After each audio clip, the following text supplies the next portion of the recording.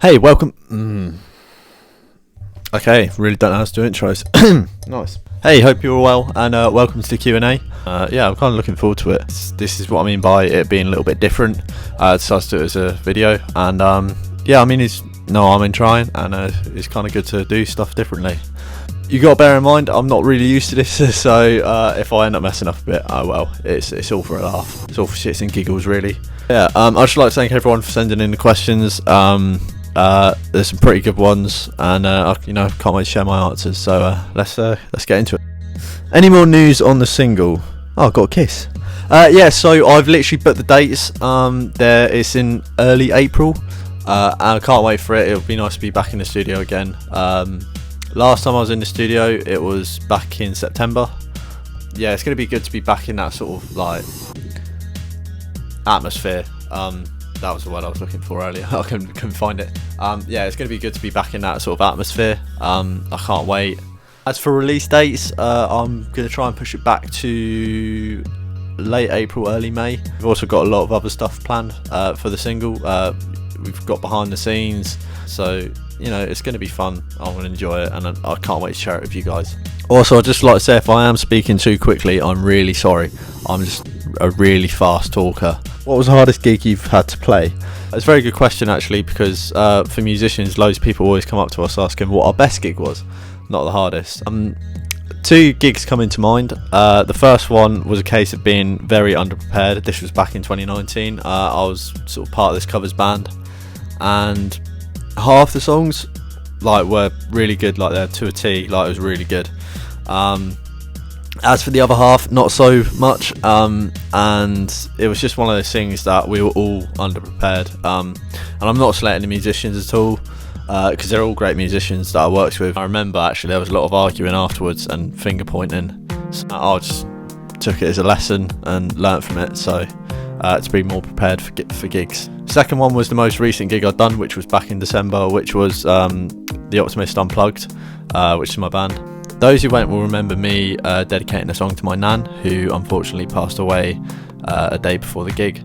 And yeah, I'd done this little speech just before. If I find it, I'll put it out now. And when the whole thing, when she got rushed in the hospital and that,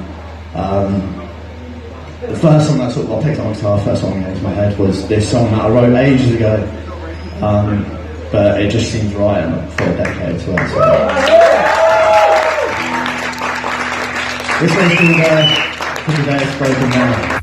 I'd done the speech, and people were giving me a round of applause, and it took me by surprise. I wasn't actually expecting that, and not gonna lie, I got a little bit choked up. I managed to pull myself together and carry on with the gig. She got rushed in a couple of weeks before. It was on my birthday, or around my birthday. It was really nice to dedicate a song to her. So didn't mean to go all sad on you, but that is just one of those things. What is your creative process like? Does it take long to write / compose, inspiration, etc.? It has changed. So nowadays, usually I try to balance it as well. So I'd either sit myself down and try to write a song, or sometimes I'll let it just come to me. And I think that's a pretty good way of going about it, really, because before, how I used to write was just stupid, really. Half the time I'd just be off my head, really. So but I've sort of packed that in, and that was sort of like a blessing of lockdown. I was able to cut out drinking a lot, so it's been pretty good. For how long it takes, that's the thing that fluctuates. You could have a song done within 5 minutes. You could literally be chipping away at a song for years, and that's happened. Both of those things have happened. I've even had songs come from dreams, which for inspiration, and people, you hear it a lot and people go, oh yeah, right. And even I was one of those. But it happens. I was just there, when it happened to me, I was like, oh my god. What's your favourite pie? Okay, not gonna lie, not expecting this kind of question, but oh well. I do like a steak and kidney pie. Chicken and mushrooms pretty good. I had a steak and kidney pie last night, actually. Nice. But yeah, I think my favourite pie is 3.14159265. Oh, I actually hate myself for that. Did you expect to be in the position you are in now 1 year on from the pandemic? Short answer, no. The whole world's changing, especially this past year. A lot has happened in the world, and not only that, but also in people's personal lives as well, obviously with COVID and everything else. If I was to compare myself, compared to how I used to be, a year ago, I'd say we're different people. Back then I didn't really care about a lot of stuff. I was out drinking a lot, not really caring much for my health. Lockdown was like a sort of blessing in disguise, because as I said earlier, I managed to cut down on the drinking a lot. But only recently, I'd say about 4 or 5 months ago, I started to have a lot of self-reflection and focus on myself, and sort of, I'm trying to become more mindful, more understanding of everything, and sort of, learning, adapting, changing, growing, trying to do all of that, because really that's how you want to be. You don't want to be content with where you're at. You want to have sort of this growth mindset. I remember learning about it a while ago, where you're constantly learning. It's always good to learn, and that's what I'm trying to do. Yeah, I feel pretty good about it. I mean, even this room that I'm sat in now, a year ago, this was completely different. I managed to redecorate my room, which cleared my head so much. I now have my own proper personal space, compared to how it used to be, where I used to share with my brother. And just imagine 20 years worth of stuff just in one room. Yeah, basically what I've been trying to build myself up to now, and I would like to say I'm nearly there, is a secure attachment style, which is where you're okay with things coming and going in your life. That is part of life. People are going to go in and out of your life. Some people will come back, some people won't. Ever since I've started to become more at peace with it, I've become so much happier and so much calmer, and and I'm always learning, and I love that. I love being able to always learn, and like I said, to become more mindful, to become more understanding.